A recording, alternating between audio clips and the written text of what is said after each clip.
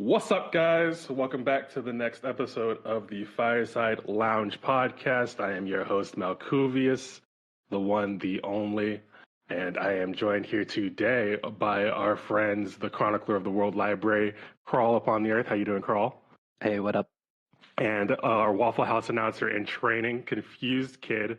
What you doing? How you doing, dude? We're gonna keep that one TM. I'm good. I'm good. This is going to be a low energy, high intensity podcast episode because we're going to be talking about some topic that a lot of people get very heated about, anime. And for those of you that enjoy watching my content and enjoy basically doing the same things that I enjoy doing, anime is one of those things that we get very heated about. So we're going to try to have a very civil conversation, but apologies if there's screaming in your headphones. But before we get into the actual main topic discussion, I want to see what's been going on in the lives of our co-hosts here.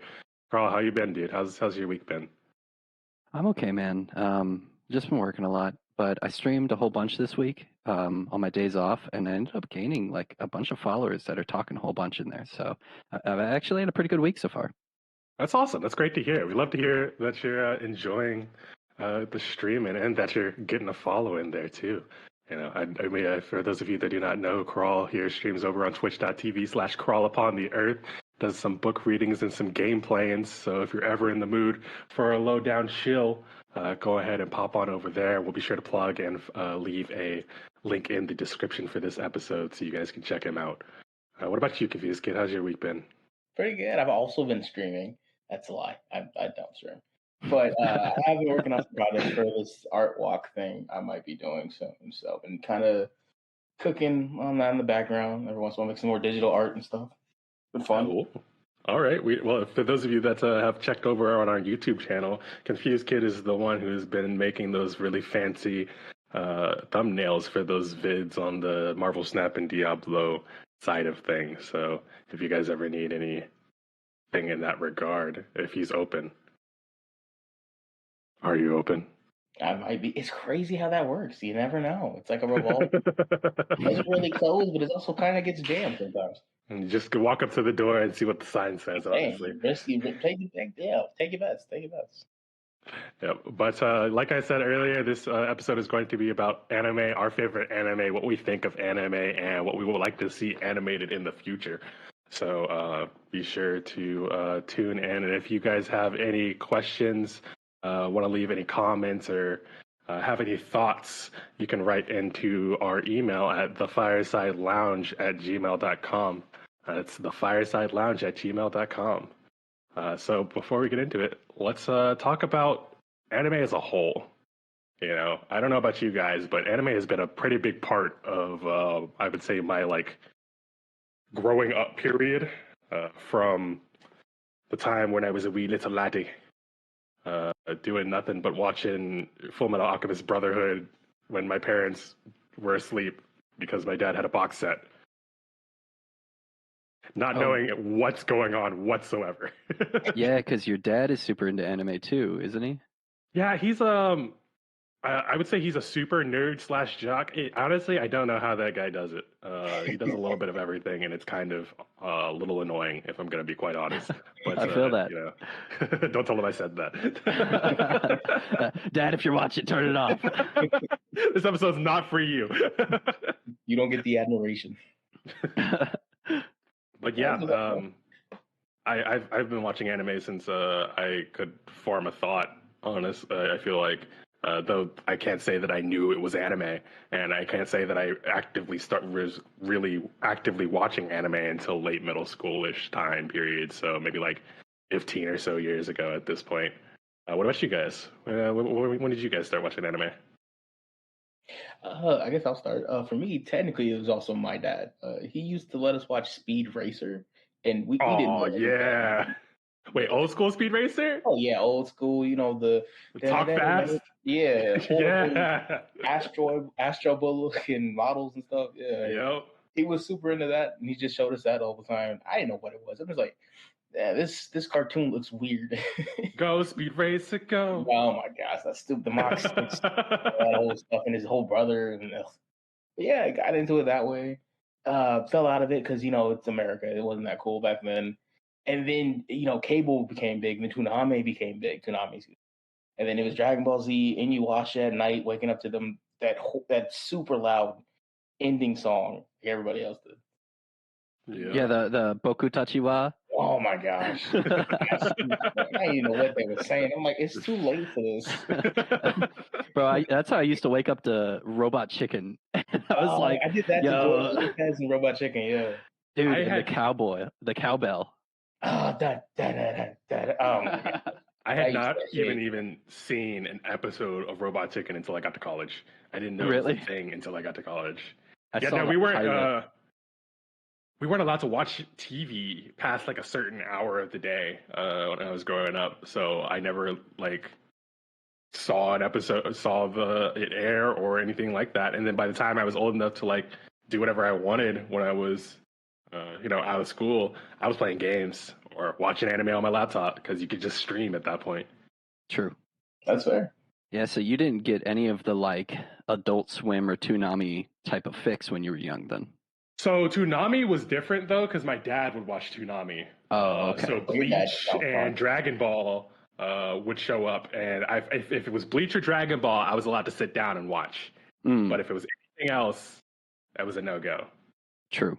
See, no, that's fair because technically I didn't have cable growing up, right? So I only watched it at my cousin's house. And then I found out about YouTube. And I feel like we all kind of know about those 6-part YouTube videos. Yeah. Will be translated, and they was missing part 3 and 4 for some reason. They had the rest of the episode. That's how I was in the anime as those younger. Bro, and then one of them is Spanish dub only. Oh, it's like a weird cutout border. It's UFC Sakura fight old dude for 30 times in part 7, but then part 8 just does not exist anywhere. That was honestly the worst part about watching anime on live TV was you were never going to get the full picture unless you started from the beginning recording. And even then they would do repeats and you'd go back in time and you'd be like, well, we're on season 1, episode 7. But if I watch tomorrow, it's going to be season 3, episode 16 or something, And it was never, the continuity was never continuous unless you were watching in those specific segments. And I feel like that's probably one of the reasons why it never really took off as far as the popularity wise, and the fact that it was showing so late at night. Mm-hmm.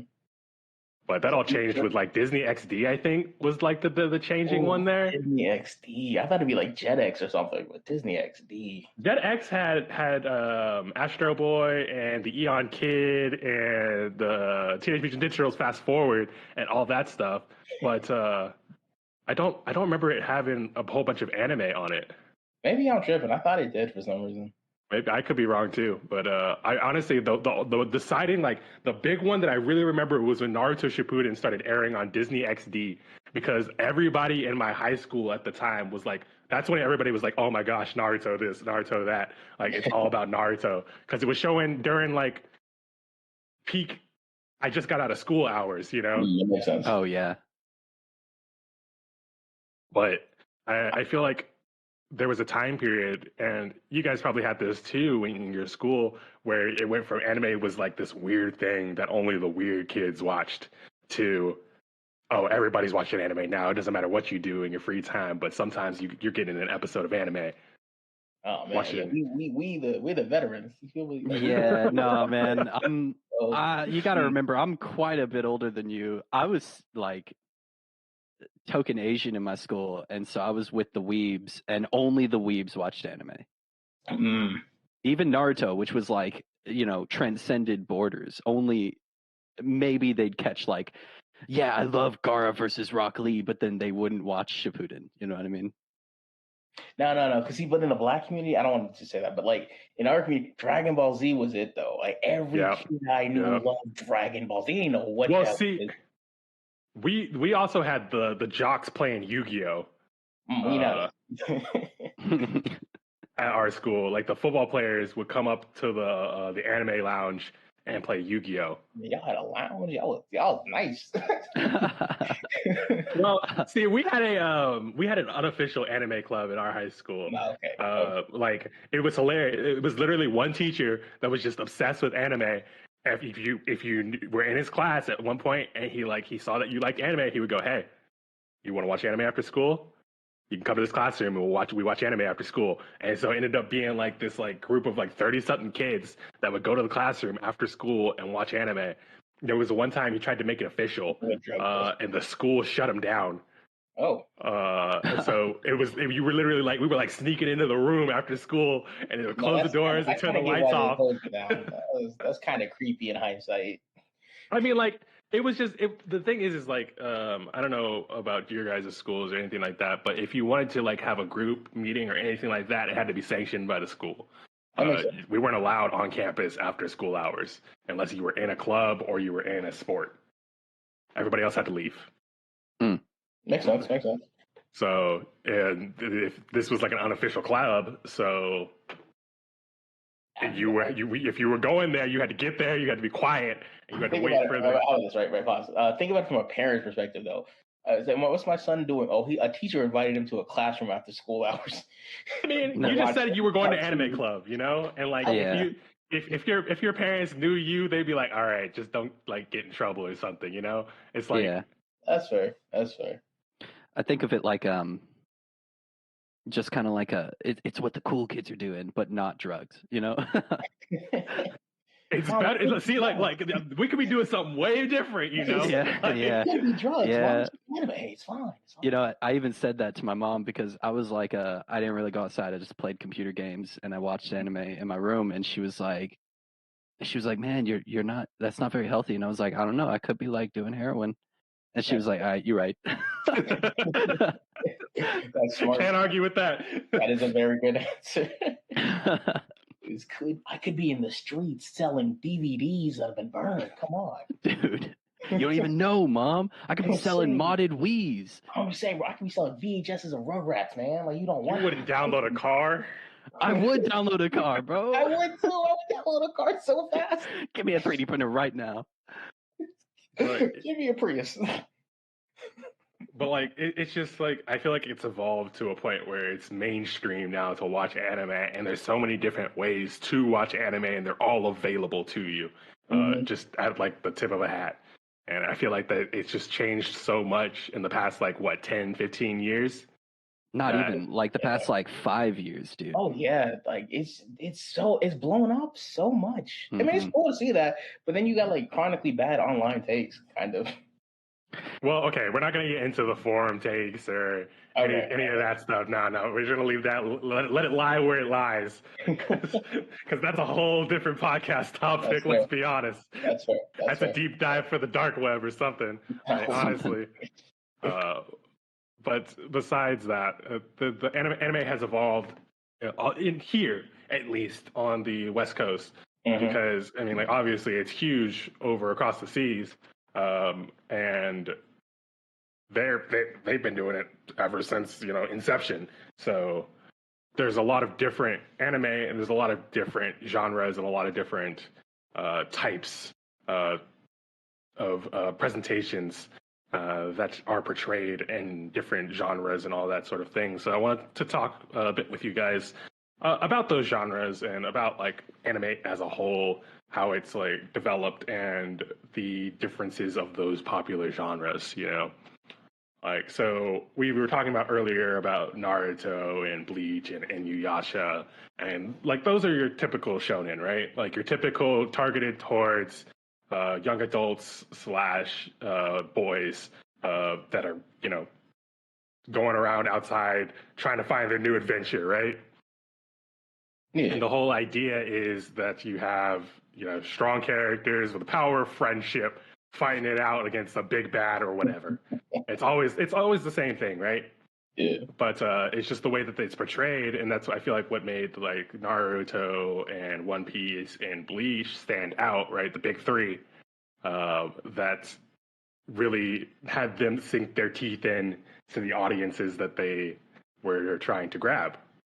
made them different from the rest of the anime, right? Because Inuyasha is popular, but it's not as popular as those, and it's a little older, obviously. And I feel like those came out around a time period where a lot more people could reach them. Yeah, I agree with that. That's a valid statement. So, Yeah. because it's hard to mess up a whole just you punch me, I punch you, friendship is magic type beat. It's Right, yeah. it's a proven recipe. It works through the stuff that kids that age are going through, Mm-hmm. It entices to that, like, this is cool, but also like I got to fight with my friend, and now the anime is doing that too, Oh yeah, like what other kid isn't fighting demons on a Tuesday? Right. My demons show up every other weekend, and I have to fight them still. But there's that one is just one of many genres. We have shoujo, which is targeted towards like girls of that same like genre age of shonen, and seinen and josei, which are targeted towards young adults, or like older adult males and females. And then we also have the like secondary genres, I guess you could call them, right? Like slice of life and psychological thrillers, and just the extra tags, isekai, like all those, the defining factor with a little sauce on the plate to make it a little more special. Right. The substance, The flavor text. Right. Flavor text. That's a good one. But I find it interesting that there's so many different variations of these, and like these aren't genres that nobody's ever looked into before, right? You can write a book or watch a TV show, and they all sort of like they have their audiences that they're trying to cater towards, and they all can fall underneath these like tags. But I think what makes anime different in this regard is that those tags are really defining. Yeah, I mean, you got to stand out in the crowd, so you got to, I guess, full send into something different if you want to be the next, I don't know, Sailor Moon or Todora or K-On! Or was it Lucky Star? Oh wow, yeah, Lucky Star. You're reaching deep. Yeah, showing your age real quick. You just know their names? Wow. Yeah, I've never seen Lucky Star. Oh man, you ain't never seen Lucky Star? It's not. You don't really got to watch it, but as long as you know what it is. Hey, I know what it is. I know it's relevant. So I've just never seen it. Yeah. I think while these names are Japanese, right? They're Japanese words, but they're very ubiquitous, right? Like we could call Adventure Time a shonen. We could call the Adventures of or whatever of Gumball, a shonen. That is they fit these genres. We're just using the Japanese name for them. Exactly. Yeah, 100%. Yeah, and I mean that's just because of the topic, obviously. But I feel like you don't think of them the same way, right? Because I feel like the thing about American production and production on this side, at least, is you don't really pay attention to who's making it. Mm-hmm. Right? You just sort of say, "Oh, it's on this channel," or "I can watch it here." You're not really saying, "Oh, this was made by Shonen Jump," or freaking Yoshi P wrote this story. Like yeah. You're not going off of the creator, much less the medium. Yeah. Well, we do that for like everything in America. We like A24, we call it an A24 movie, even though A24 is just the production studio. It's not, they didn't make the movie, they just paid for it to happen. Right, and obviously, if you really care about the product, you'll dig in and you'll be like, oh, this was directed by Wes Anderson or something, right? Mm-hmm. But The Rock's in this production. If you enjoy it, or if you're looking for a specific something, you'll find that defining factor that makes that differentiates it for what you enjoy about it, right? But I feel like when you talk about anime and stuff like that, you're like, oh, it's built off of an author's work, a singular author's work. It's not a studio typically working on a piece. This is possibly maybe like you have your writer and then you have your artist, but in a lot of cases, it's one person. Yeah, facts. Like I said, you never heard about the studio that did Avatar: The Last Airbender, but you've heard of Studio Bones or Madhouse or Mappa. You know? Right. Yeah, true. A1 Pictures. Right. Yeah. Ufotable. Like, I know these studios. I don't know who did Avatar. I don't know who did Teen Titans. I don't know who's done any of these. I don't even know. I can tell you that was it was on Nickelodeon. It was on Cartoon Network. That's where That's all I can tell you. That's exactly where it stops. Yeah, and I think it's because they don't make they usually don't go for a second dip. You know what I mean? Like the studio that made Teen Titans did not make Teen Titans Go.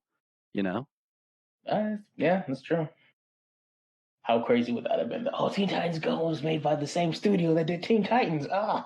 Yeah. Crazy. Oh my God, let's see. But it's not that way. Like Ufotable, they kind of make a brand with their different styles. You know what I mean? These different companies, and so they have a very recognizable feel to them. And just like why we call them by their Japanese name for the genre, we also say, oh, this is Mappa.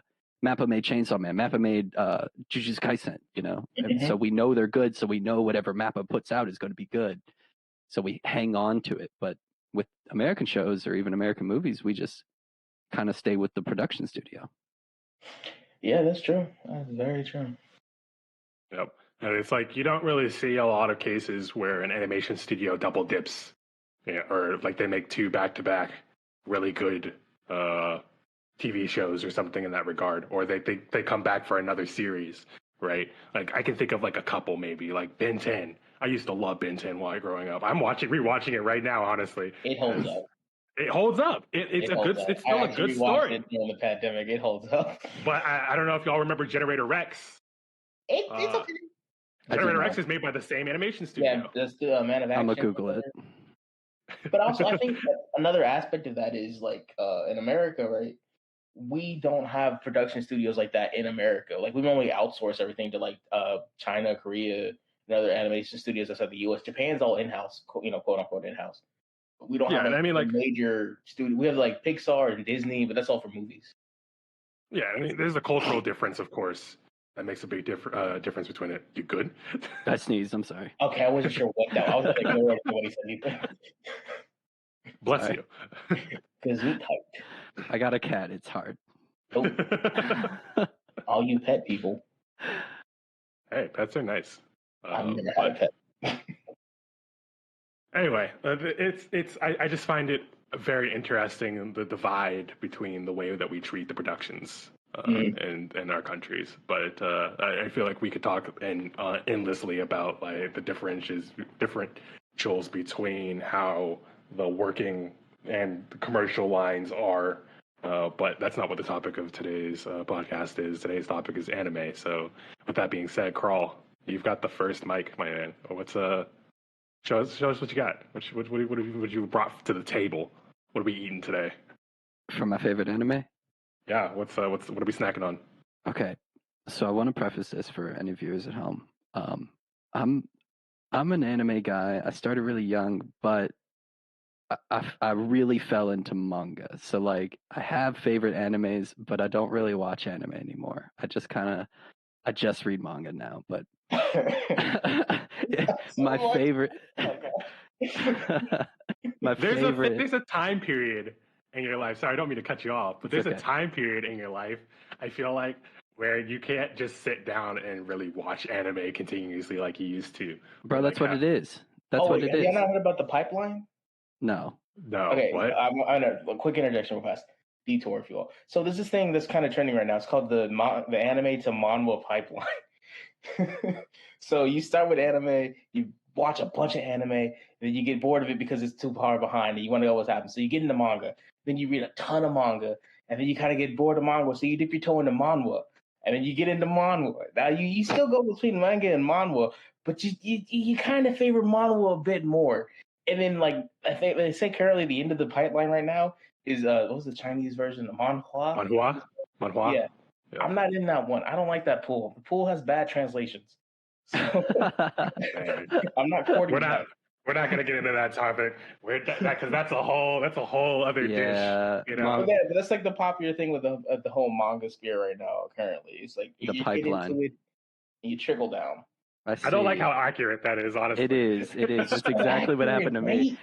Oh gosh. I didn't get super deep into manhwa. I did read a lot of webtoons though, but Dude, I fell back into manga. I'm a it's manga gonna guy. happen. But when Mao brought me this topic and he was like, "Hey, what's your favorite genre? What's your favorite anime?" I really had to think about it, man. Because I love a lot of different animes. That have really shaped me in my life and have really like formed me as a person. And if I had to go like all time, any medium, it's got to be One Piece. But the anime that I always go back to, always pops in my brain first, that I always love above anything else is Fully Cooley. I'm a seinen kind of guy. I like stories that are aimed towards a more mature audience that touches on things other than just like, oh my god, I wonder if this girl likes me, or like the protag is an idiot and doesn't know if the girl actually likes him or not, even though we're like 19 and we're reading it and we're like, dude, come on, this is dumb. I want a story that can be as deep as I want it to be and keeps going deeper. And the more that I dig, the more that I find, and Fully Cooley does it for me. It started when I was Toonami back in the day, right? Every single summer. It's only 6 episodes long. So for 6 weeks, they would play one episode every Saturday. And every Saturday, me and my two brothers, we'd get on the TV in the living room, and we'd have to keep it below 15 because my mom was like, it's too loud. And we would watch every single summer, 6 weeks in a row, right in the middle, June and July, we would watch Fully Cooley. And it's only as long as like a normal movie nowadays. It's like just under 3 hours, I think. So it's totally doable to just sit down and watch the whole series. And at the same time, it came out with a manga, and I bought it this last year because I was like, oh, I didn't know that Fully Cooley had a manga. And it is by far the weirdest and most confusing thing I've ever read in my life, because it's not like the anime. It's completely different. It's so weird. And the ending is, I don't even know, dude. I have to show it to you one day, but it's the weirdest shit ever. And I just love Fully Cooley. Every time people ask me what my favorite anime is, I always say, oh, it's One Piece. But then I think about it and I'm like, no, it's Fully Cooley. I feel like that fits though, that the manga doesn't make sense comparative to the anime. Because I'm gonna be honest, the first time I watched an anime, it didn't make any sense whatsoever. Yeah, well, they came out with the omnibus because it's just one big volume. It's like the 2 or 3 volumes in one book. And the anime and one other thing, I can't remember. I think it was like either an art book or something, all at the same time. And they are all different. They have different, it's the same story, same characters, but different ending and different powers and different explanations for things. And none of it, first viewing, first reading, none of it makes any sense, dude. It's definitely an anime you have to sit down and chew on. It's not meant to be. I feel like it's not really meant to be digested and just move on with your life. You're really it really expects you to like take a time to understand its nuances and the topic it's really trying to get to you. But I'm gonna be honest. I've watched that anime 3 times now, and every time I watch it, I always think of Eureka 7. Eureka 7, don't do yeah. that to me. Hold on. Oh, Eureka 7. Yeah, that's a good one too. That's a good one such too. a great one. So good. It's got a little bit of a similar vibe, especially with the main character where he's like really battling who he is and what he wants, It's a story about growing up. It always is. And that's what I love. I love the stories about growing up and bad relationships and adults who you think they know what they're doing and they just don't, Yeah, 100%. So when you ask me what my favorite genre is compared to my favorite anime, I really, because it's so multifaceted, I was like, I don't know what genre it is. It's an action, it's a comedy, it's a dramedy, it's a psychological thriller, it's a sci-fi, it's a lot of things. It's punk rock, but it's also its own thing. And I love that it's unique. I love that it's so itself. You know what I mean? 100%. And I feel like the reason I really wanted you guys to try to limit it to one genre in specific is because I feel like if you can really narrow down a specific genre, you can figure out the specific elements of the anime that bring you in, right? Like if you can say that this is 100% my favorite genre, then you can say this is why this is my favorite anime because it fits into these elements of this genre. Mm. And you could talk more on those specific elements because I feel like obviously a genre is a genre. It is big. It is over encompassing. It can branch. It's not just like a linear diagram that is one fit and only one size, right? It can grow into a whole bunch of different things and still fit within inside of its genre. However, it's going to have its elements that make it that specific genre that make it different from every other one. And I feel like highlighting those in specific, there's going to be some elements of those that you like and some elements of those that you don't. But your favorite one is either going to be elements that you always like or more elements that you like than you don't like. And being able to talk on those, I feel like, is what makes these conversations really interesting.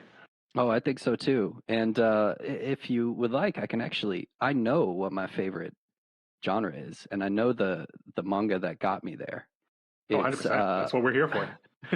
I love manga that are very emotional. I love the manga that hurt you as the reader. Oh, God. And it all started, I'm going to just tell you the truth. It all started with Oyasumi Punpun. Yep. and then after that, this one is going to put me a little bit horny on main. But then I read a manga called Nozoki Ana. And yes. Oh my God. You might know what it is.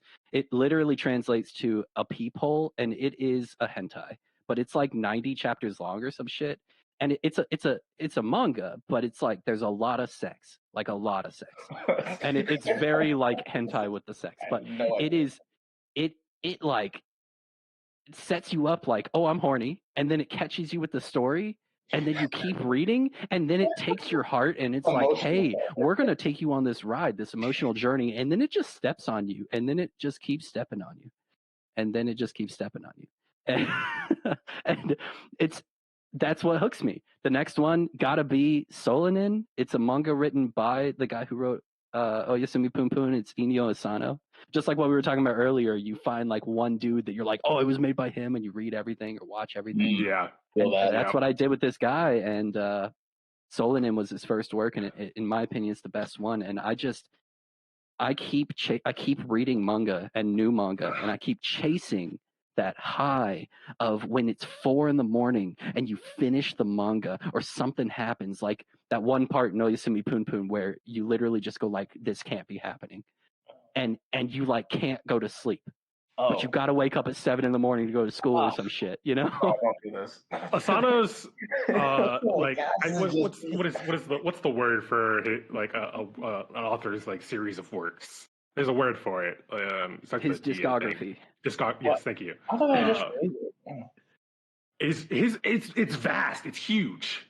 Yeah. He's done a whole bunch of different stuff in different genres. It's like near 20, and he just finished another one, and he literally started a new manga like a month ago. Yep. Yeah, hobby, right? That is his hobby, bro. I know. but it's got to be, if I put it into, because he covers so many genres, because he covers so much stuff and all these different mangas, but they all have one thread line or through line, I guess, and it's, I love manga and stories and anime or whatever that's real. That's my favorite genre. I want it to feel real. No, I can 100% get behind that. 100% get behind that. It's a. Everybody watches anime for a different reason. Some watch it just to pass time, and some watch it because it draws them in. And I feel like if you can really find a story that brings you not just joy, but pain and maybe a tiny bit of suffering and excitement. You know, and those are the best ones. Yeah. It's how many emotions can you take? How many boxes are you taking while watching this series? On my trauma checklist. This one's gonna hit me right in the feels. Let's go. Right in the field. I see it coming. Here's my heart on a platter.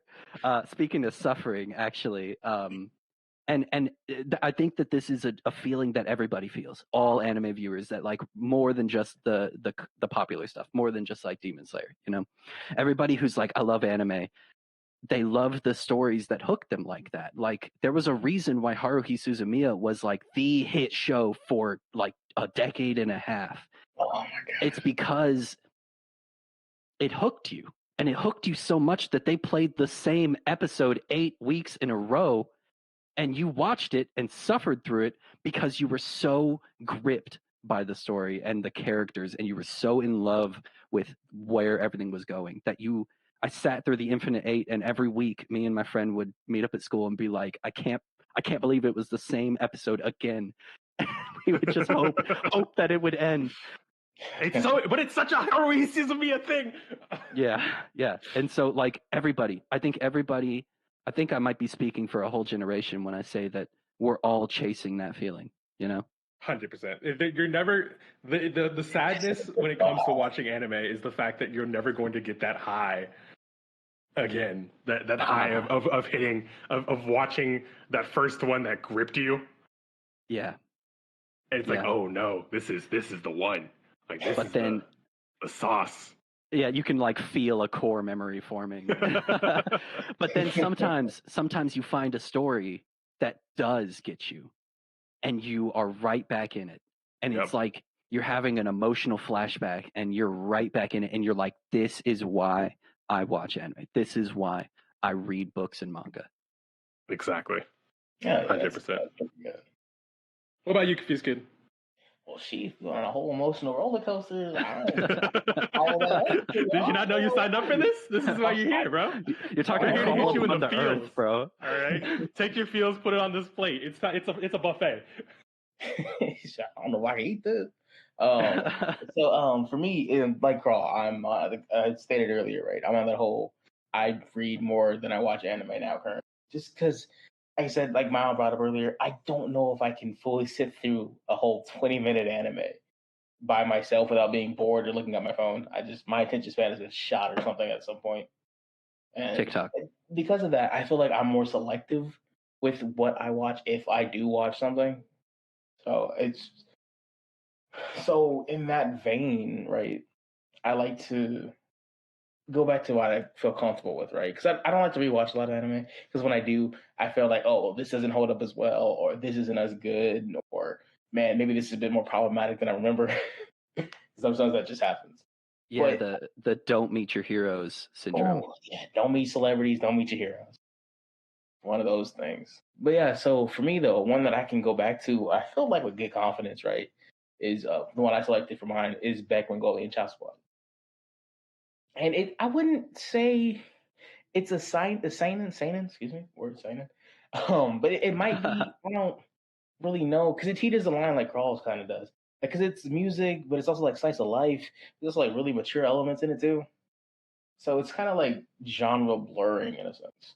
So, and I found it at a really vulnerable time in my life, like my high school. That's a weird way of saying my senior year of high school is when I first saw Beck Rangoli and Child Squad for the first time.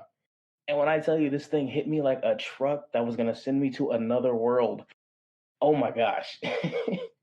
Just seeing people struggle like they were going through the whole ups and downs of adolescence, and then like coming to age and kind of coming together as a band, and ups and downs, troublesome relationships, character development. Because at that point, I had been a heavy shonen guy. So I'd seen like Black Lagoon, Cowboy Bebop, Inuyasha, Dragon Ball Z, all the other, staple early 2000s, mid 2010s anime.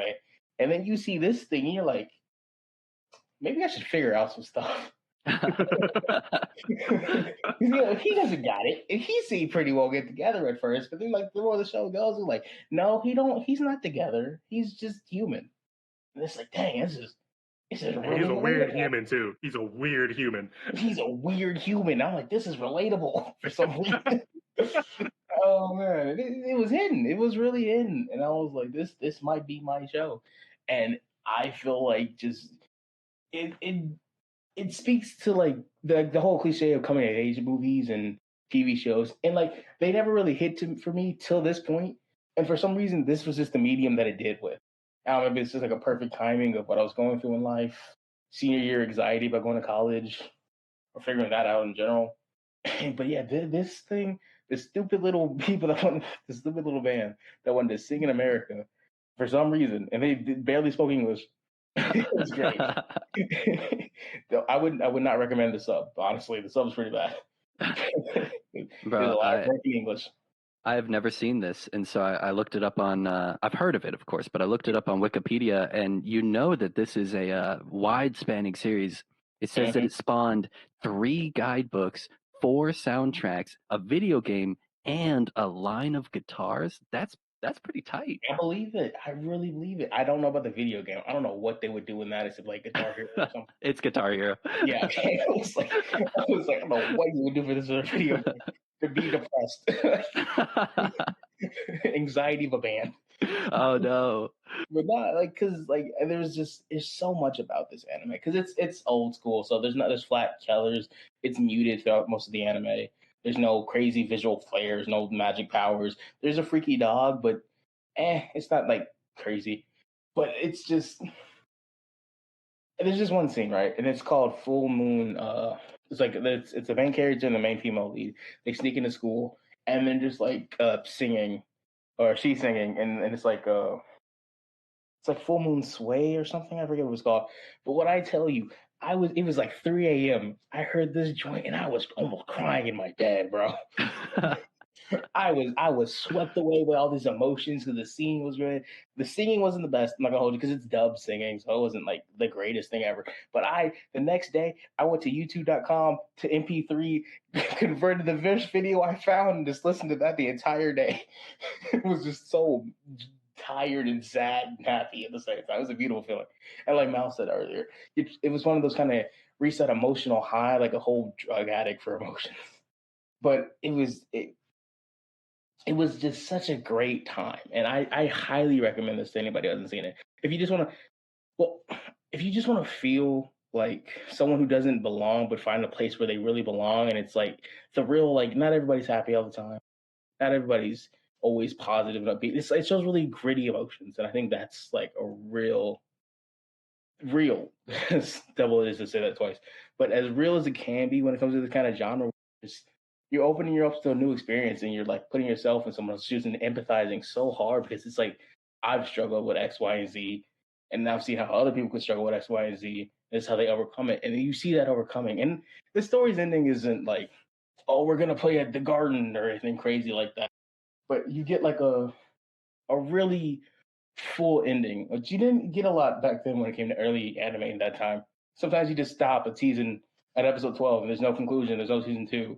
But this one, you got like a full series, you got an ending, and it's just like such a good ride. I can't recommend it enough.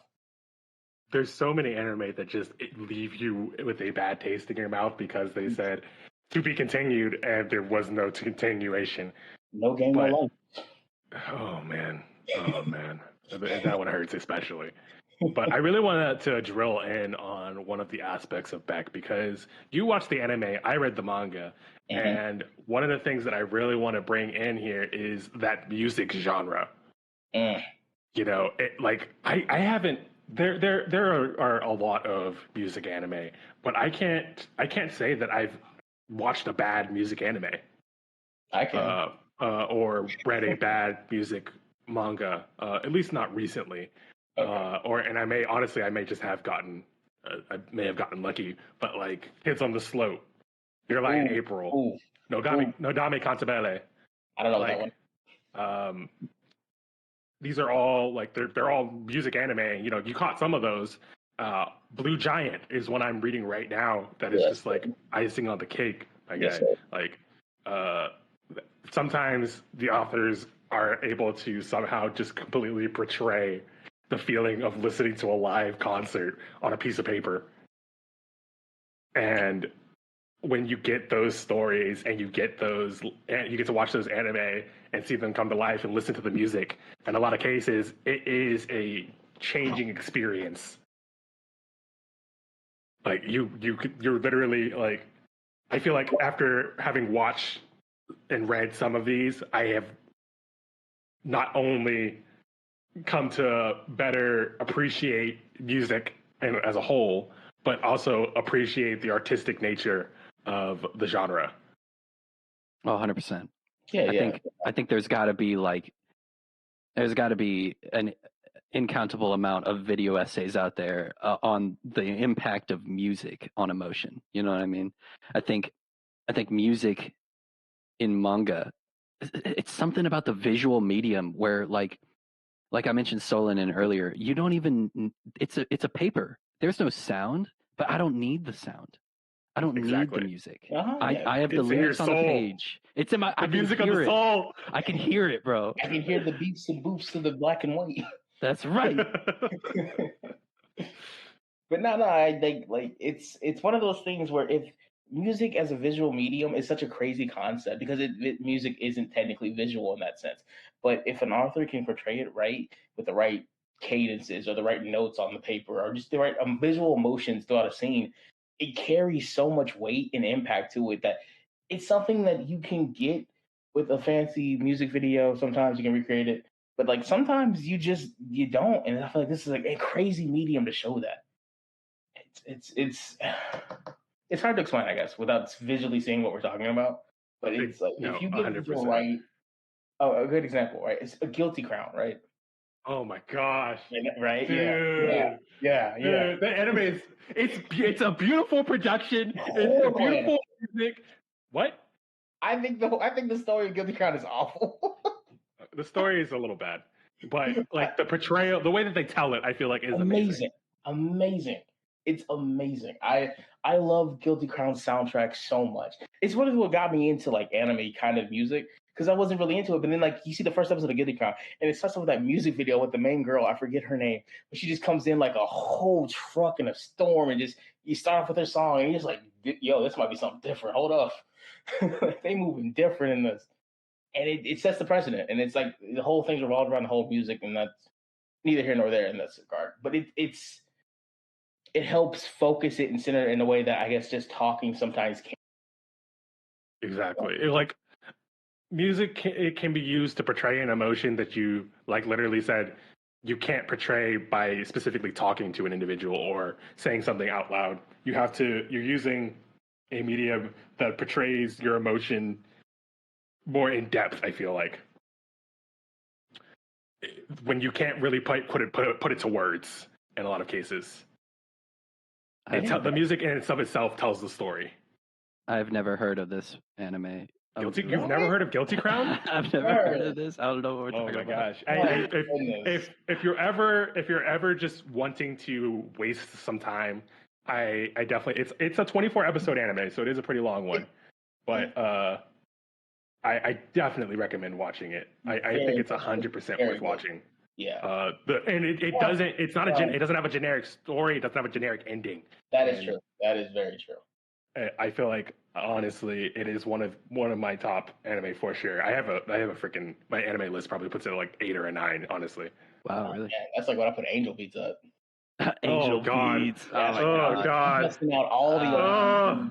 I liked. We're on the Fields train. We are on the Fields train. I liked Anohana better than Angel Beats, but I did. Anohana. I feel like they're really? okay. So Anohana and Angel Beats came out around the same time. They were popular around the same time. I watched them but both I feel like they're different stories. They're different stories. They're completely different. Things. Completely different. But I don't know. Because they came out at the same time, they get compared a lot, and so I don't know. I liked Anohana more.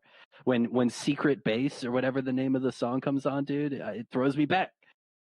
Music, it gets you every time. That's fair. That's that trigger right there, man. It's a trigger, bro. It triggers me.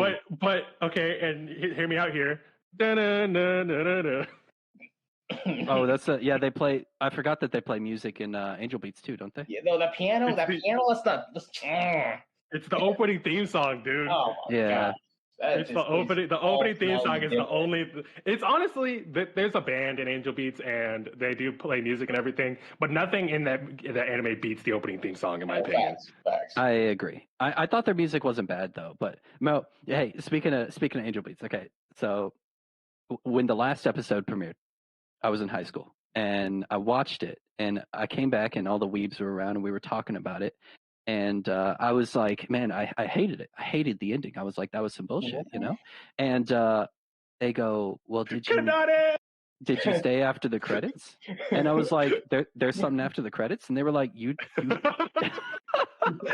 they were like, you didn't watch after the credits. So like I went home and I watched it, and I was like, oh, it's good. All right, it's good. I didn't watch after the credits for any episode, and it turns out there's an after credit scene on every single episode. Yep. That's wow. Yeah, I know. No, to be fair though, if I'm thinking about it now, and I think the first time I watched Angel Beats, I didn't watch the last episode after credit scene. So, and that completely like changes the anime, I feel like. Yeah, it does. It gives it a whole new feel. Oh yeah, the extra context just so good. Oh man, Angel Beats. Yeah, So no, I get it 100%. It's not common. It wasn't common for things to have after credit scenes. No, that's why I didn't watch it, because I what do you mean? If credits are rolling, it's time to go. Yeah, I don't need to sit through the ending. this wasn't again. a Marvel movie. Exactly. That was before Marvel movies. Okay, but real quick, you guys watched Darling in the Franxx, right? No. Absolutely not. I did not. I actually didn't. I was going to at first, but then I saw how they were doing the whole Mex thing, and I was like, Apparently, it's a spiritual successor to Guilty Crown, which I find interesting. Oh, that is. I might have to go give that anime a second try, and with that thought in mind. Interesting. I feel like just watch Black Lagoon instead. Fair. It's better quality overall. Exactly. Yeah. It's aged like they don't make anime like they used to. Yeah, I'm sorry, you're gonna compare like Black Lagoon to Demon Slayer? It don't hit the same. I'm sorry. It's Black Lagoon came out at the same time as like Trigun, right? I think after. After? Yeah, I want to say after. It looks more digital. Trigun's pretty old. Trigun is old, but I think it aired on Toonami or Adult Swim or whatever around the same time. I can see that. Yeah, but I feel like you can tell from the art style that like I think Black Lagoon's digital and Trigun looks more traditional 2D hand drawn. I'm gonna look it up. Yeah, Black Lagoon's 2006. Trigun is 1998. Okay, all right, I'm way wrong then. But speaking of Darling in the Franxx, I did not watch that garbage anime, but weirdly, I was like, no, I don't like it. It's trash. But then I watched all of Kisniver, and I liked it. It was like on Netflix or something, and I think it was like a Netflix anime, but it was done by the same studio. I'm pretty sure. Was that Trigger? I think so. And I was like, I knew the studio. I was like, this is garbage, and I kind of hate it, but I also am enjoying it, and I watched every episode. And so I don't know. I can't really say, oh, Darling in the Franxx is trash when I like have enjoyed trash. I totally forgot about Kisniver. I think I remember. I wish I could. The people, right, in a hospital or something. Yeah, they're all connected. Yeah. They're connected, but they don't know how. I think they cried so much. Well, it's an anime about emotions and connections, right? Like relationships. It's also about like deep-seated trauma. Yeah, I know. Yeah, it's a very impactful anime. I agree, but the one thing I'm a little bit. Maybe I'm not cool about this, but I hate crying in anime. I hate crying. I hated watching Attack on Titan because Armin he cried so much. Okay, but if you were living in there, I'd be a crybaby. So every day, I woke up. Dang it! Titan over the wall. Is it coming again? I'm still here. They're like, oh man, I wish I were in the isekai drama. Top genre. 10 worst worlds to get isekai into. I was like, let me get isekai with my Titan, bro. Dude, and then even if you get isekai'd, but you're like a main character and you get a power, you die in 7 years. So it's like not even cool. What? Is that like a thing? Yeah. Titans die in 7 years. Oh, I thought you meant like as the isekai job. Oh, no. When did they announce that update? It was like, yeah, dude, they were going off of isekai with his smartphone dying in 7 years. he barely got past the life cycle of Facebook, dude. I'm saying he's gonna have to die a wizard. Damn. Yeah, that story is still going on, and it's still bad. What, Attack on Titan? No, in another world with my smartphone. Oh my god, it is? The dumbest premise. No. They have that vending machine isekai now. Never mind. That's the dumbest premise. You think that was the dumbest? I believe so. I'll be A really vending machine isekai? Oh, you didn't know Yes. about that one? No, He what is dies this? and he's reborn as a vending machine in a fantasy world, but he's still him, and there are no other vending machines. He's the only one. Yeah. And there's no power. He just is. He's got eyes. I thought he What the gave out heck? groceries or something. Yeah, and then he's just like accepts his fate and So is easy. like, I can be a good vending machine, I guess. And it's like So- nobody would think that. Nobody That's- would ever think that. That's it's garbage. so weird. Like I don't. That's. But yeah, I man, feel like they're AI generated anime at some point. it feels like it. That anime feels like a human monkey brain enjoys vending machine. I reincarnated as a pair of magic shoes. Like, okay, Dorothy, like, come on now. Hey, I reincarnated as a sword. Hey, look, but Is like, that a real one? yes. Yes. Oh The manga's okay, so I've read the manga. no! My guilty pleasure, right? I read a bunch of isekai manga. I know they're all garbage and they're all like 11 to 12 chapters, but I read like almost every one I've seen. I do not read isekai. I do not look. Okay, here's what happened. I watched Dot Hack Sign when I was young, and Ooh, Dot Hack Sign wow. is like Yep, the like original. One of the original. It's yeah. like the Yeah. grandpa, and I loved it. I loved No, how you dark forgot and about moody. Diego, but go off though. And then the same friend that I would talk about anime with in high school, he came to me and he was like, "I'm watching Sword Art Online," and I was like, "Give me a little bit about it," because I hadn't heard about it. And he told me just a little bit, and I was like, "Wait, hold on." And yep. I Yep. started.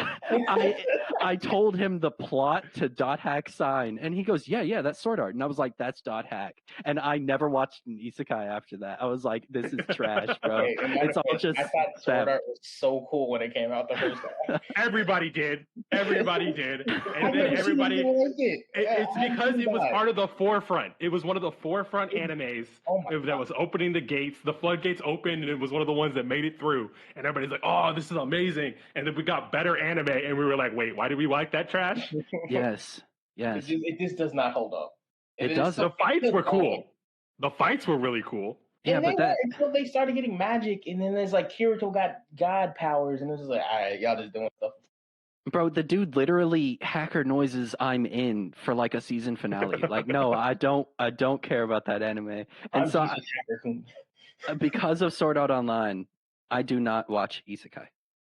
That's fair. That's get out of it before. I got into it. This is like around where I was just kind of getting heavy in anime. So like the reason I got back into anime. So let me explain this. I didn't know what anime was at first because I was a kid. And I thought everything was cartoons. I saw Dragon Ball Z. I just thought that was a cartoon for the longest time. And then eventually I had an iPod with the button throwback. They had a free episode of Gurren Lagann. And I was like, oh, this is a cool cartoon. I'm like, what is this?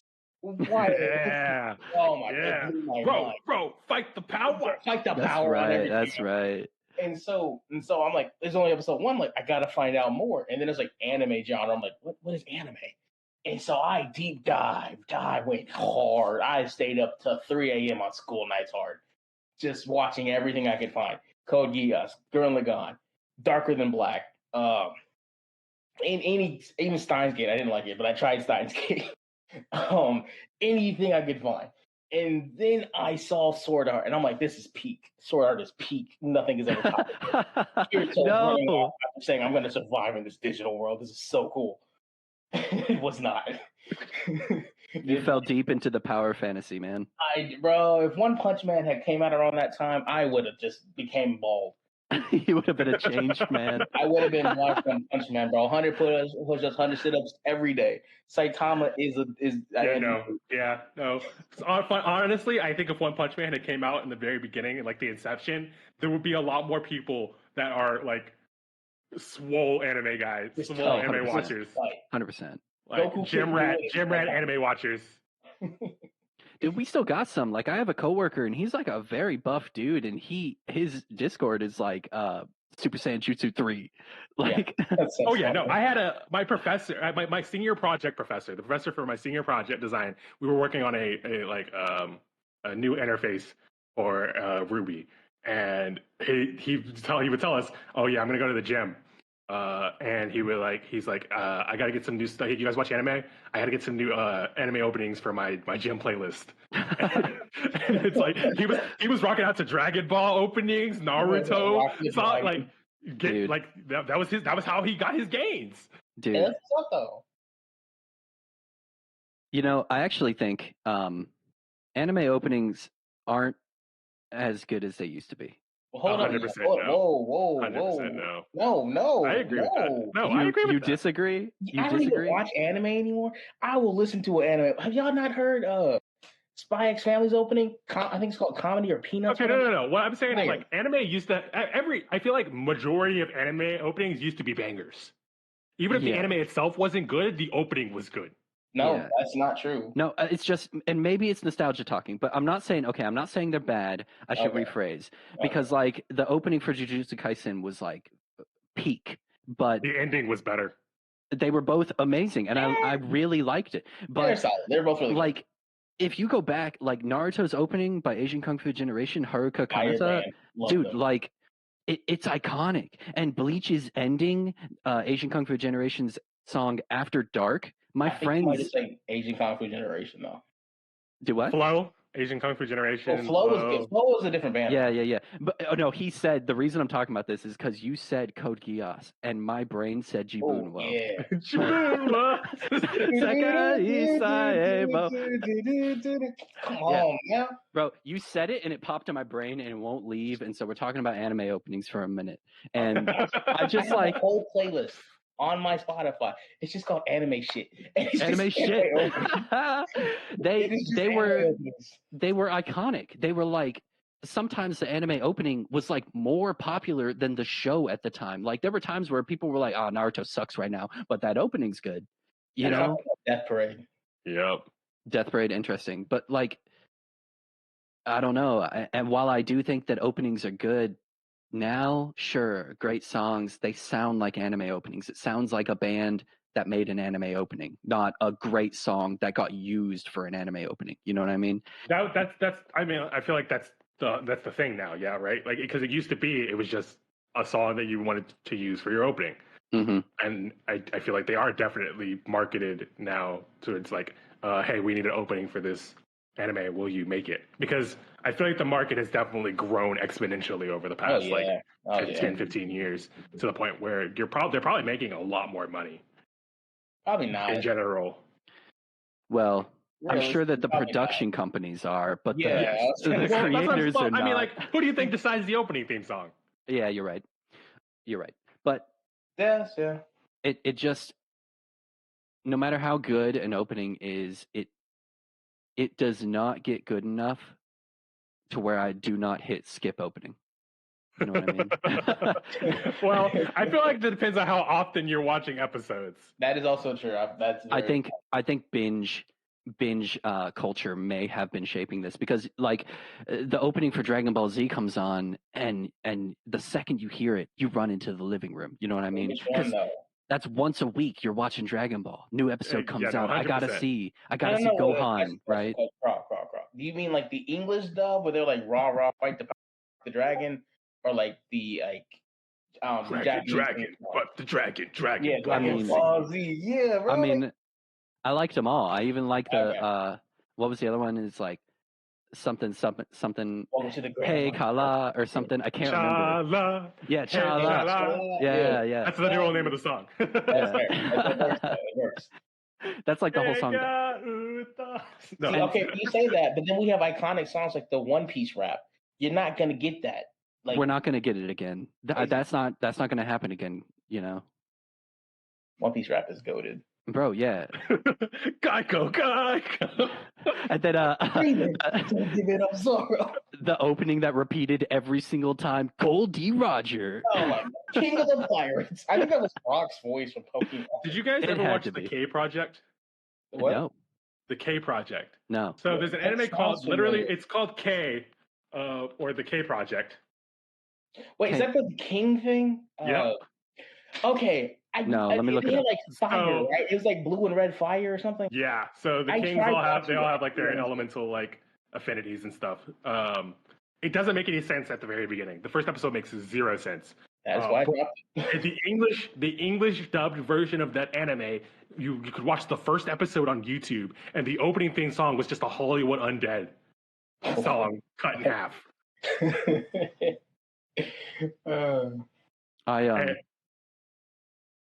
I have never heard of this anime, but the logo, it's like a K and a mirrored K next to each other. Yep. I have seen that. I have seen that, but I have never watched this anime. So it's an anime, but it's also like a movement. It was really weird. There was a lot of merchandise and advertising that made no sense because nobody knew what it was. Yeah, it was such a weird time, I would say. Interesting. I got nothing good to say about it, actually. If we're talking about anime opening themes, Soul Eater. We don't got to talk about the Soul Eater anime. We ain't got to talk about that. The Soul Eater anime makes me very mad, but they did a great job with the anime until the ending. D. Gray Man. Oh, don't! That makes me sad. Don't talk about it. It's never finished. It's still not finished. Yeah, same for like Hunter x Hunter. That shit ain't never finished. Full Metal Alchemist Brotherhood. Hey, Brotherhood. Bro, the song from Brotherhood, what was it? It was Oh my. that one. Yeah. That one went on my playlist. I had an anime playlist. It ended in like high school, like sophomore year. I was like, I'm done with anime playlists, but that one went on it towards the end. That was such a good song. And the other one that was like I can't figure it out. I'll bring this back. No. Bro, I know all of them. Bro, I'm going to speak about playlists after this. I'm listening to FMA Brotherhood is probably my most watched anime ever. It's good. It's one of those like 10 out of 10 anime. It's so hard to be that, and Fullmetal Alchemist has done it almost twice. Bro, it's still top of the charts on my anime list. Okay, nothing has ever beaten. That's because of rabid fans. Yeah, I think that's kind of a meme at this point. I'm gonna be honest with you. Don't say it. Fullmetal Alchemist Brotherhood is really good, but it assumes that you watched the first Fullmetal Alchemist. If you watched in the very beginning, yes. That's what I'm talking about. That's what I'm talking about. And they just skim over shit. And I'm like, dude, you can get past the first arc, though. No, you're right. The first arc really does expect you to have watched Full Metal Alchemist. But if you can get past the first arc, then I feel like it's its own thing. Well, I thought it was closer to the manga, actually. Was it not closer to the manga in the first? So but the anime, the first episode of the anime, they're in central fighting, and you get no explanation. You get no background context of the world. They didn't start with Rose in the beginning? I don't remember. They did, but they skim it. They skim over the Rose the stuff. Whole Rose thing. And they kind of skim through the Nina stuff too. Like, yeah, they expand on it, but like the build up to the dog meme, it's not as deep, you know? Oh, no. Brotherhood does do the whole arc. Do they? Okay. Yeah, Brotherhood does do the whole arc. There was also scenes later on, or towards like the middle, that are played off for comedy, and they were not comedy. Like, even in the manga, they were not jokes. But the anime Brotherhood makes them jokes, or like immediately after a hard hitting scene, like literally smash cut, everybody, like a joke happens, or someone calls Edge short again, and I'm just like, look, it's a good anime. I think it deserves to be called one of the best stories written in like the modern era, but I wouldn't call it the greatest of all time because it does have. It's not One Piece. It's not One Piece. It's not the GOAT. Oh my God! Right. I found the song. I don't want to. We're not going into that. We should always go into that. One Piece is always here for a good time. We're not going into it. I found the song. Okay. It's Hologram by Nico Touches the Walls. Do you guys remember that one? That's the third one. That sounds familiar. Yes, that look it up after this. That's the one that went straight on my playlist. I was like, this song is good. Or is that the second one? I think it was one of them. The second one. Anyway,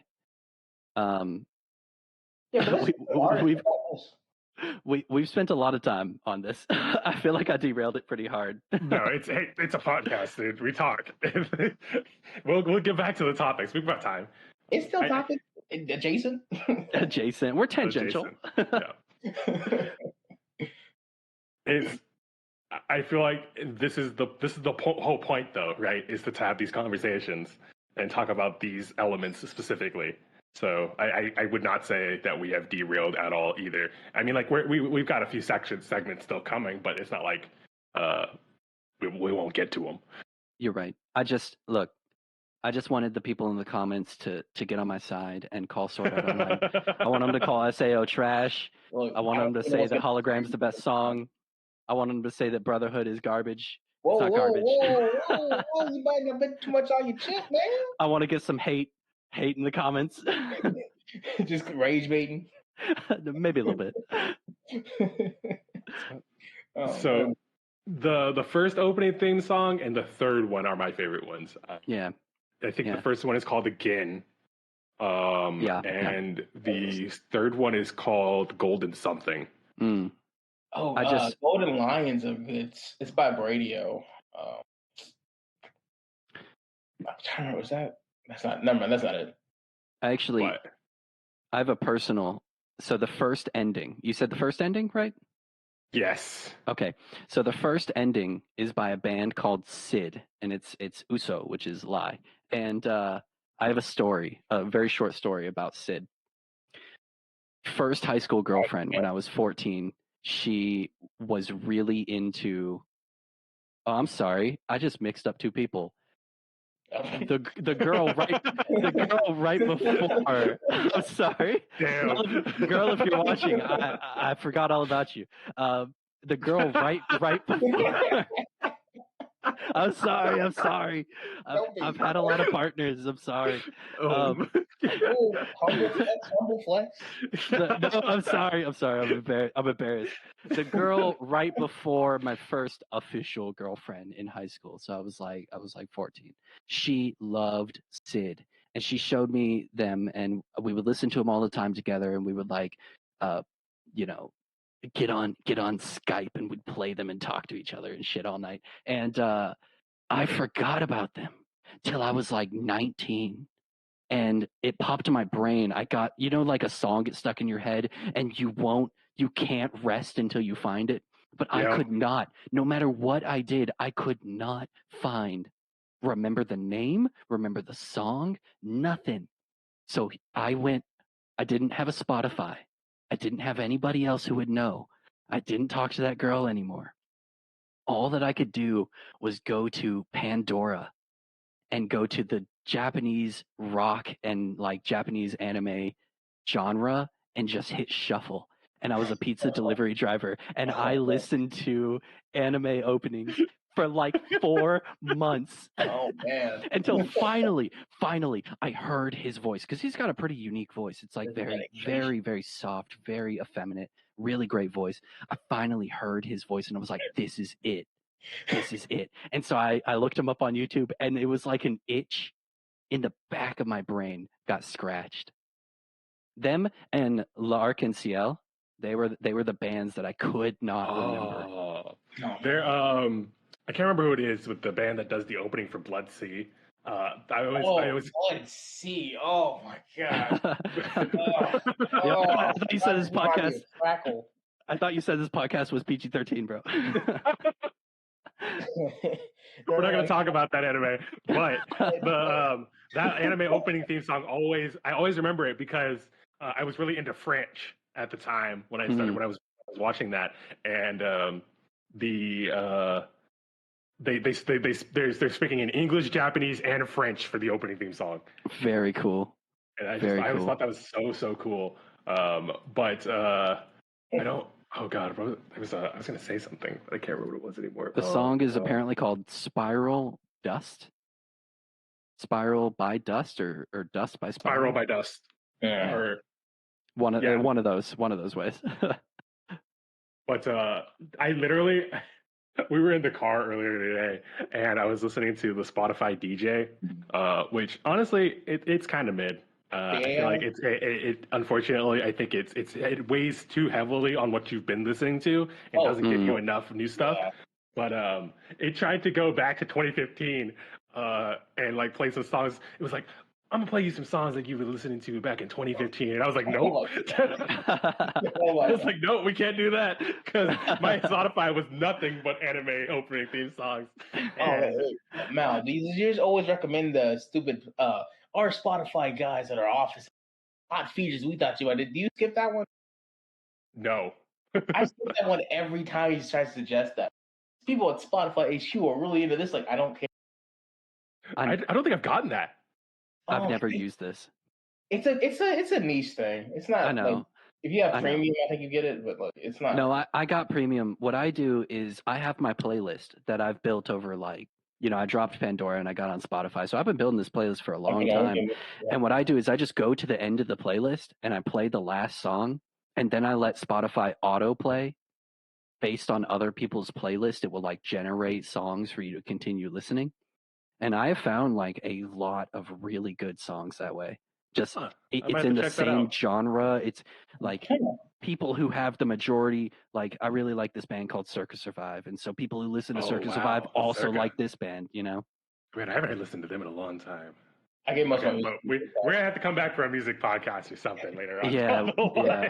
We'll have to get another guy on here for that one. Yeah, but no.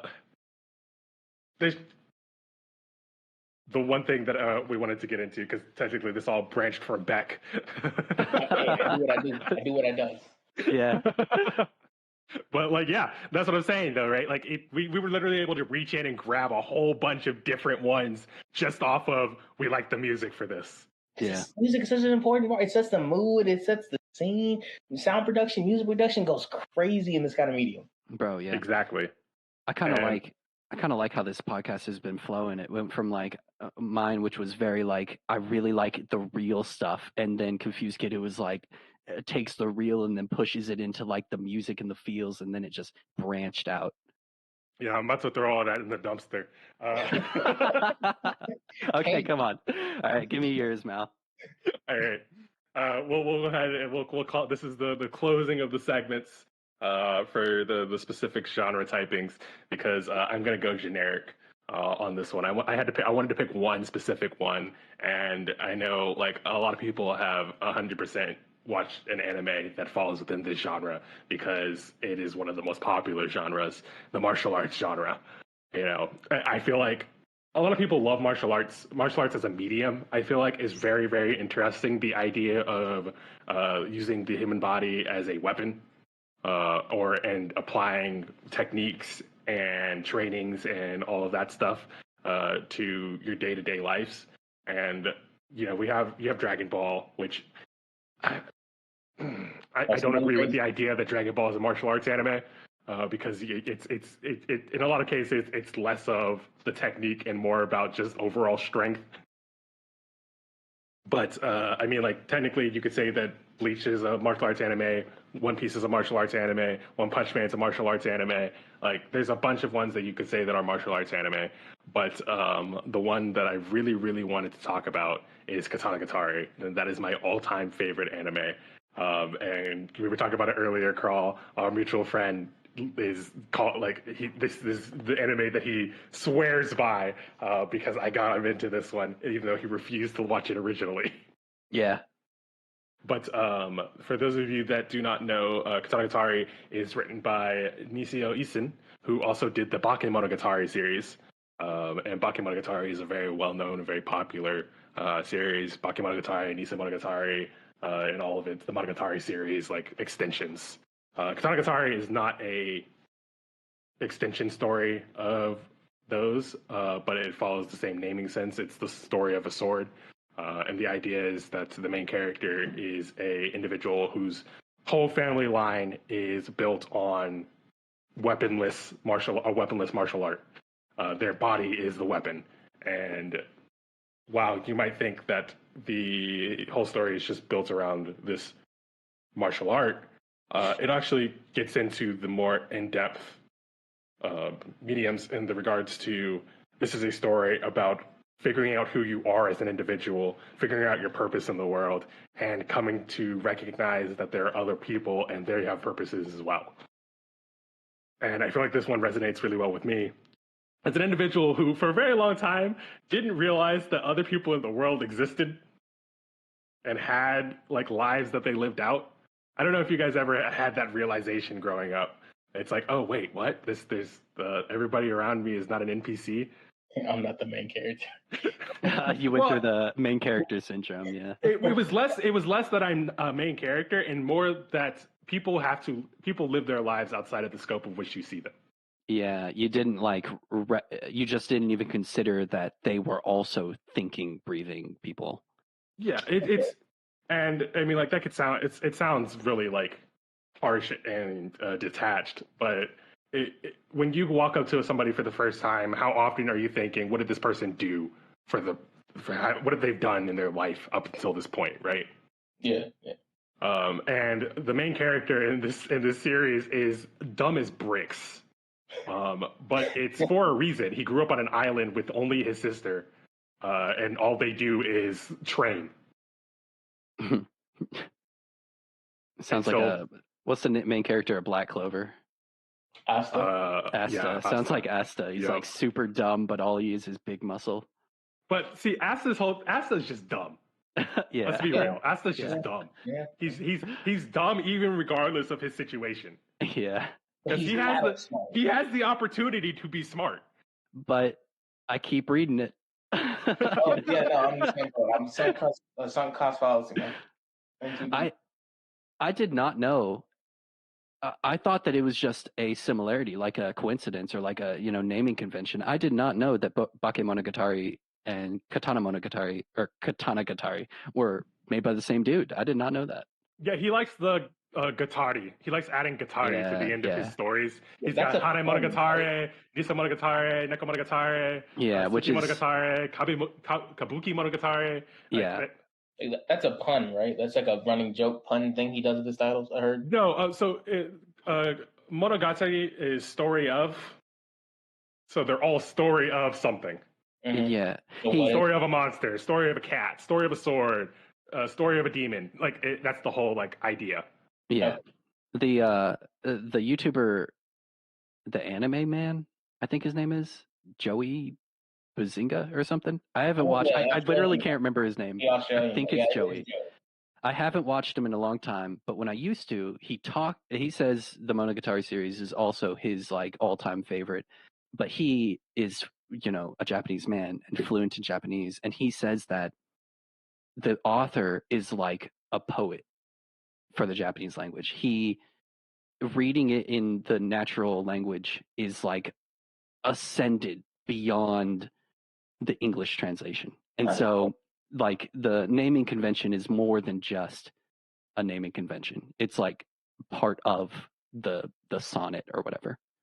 Yeah, and I don't want to turn this into a segment about the author and his other works, but I honestly do recommend that people check him out and check out his other works because they are all beautifully crafted stories, and not just this one in particular. I feel like majority of his works are bangers. Just to put it simply. But I do want to go back to talking about martial arts as a genre because let's be honest. You can watch a lot of medium movies, TV shows, shorts, whatever, with martial arts in them, and a lot of the times you get a flow, a rhythm, choreography, right? It in a lot of cases, things like these have to be choreographed because otherwise someone could get hurt. And you don't really want that to happen, but you still want to tell your story, right? So you either end up with a interesting, weird CG sort of situation or a sequence that looks like a dance. Mm. Mm-hmm. But I feel like anime as a medium works really, really well for martial arts as a genre because you can draw it and animate it however you want it to be portrayed, right? If you want to be portrayed as someone is literally beating the crap out of a dude, and the other person cannot respond because my elbow was bending in 300 different degrees right now as I slap you in the face.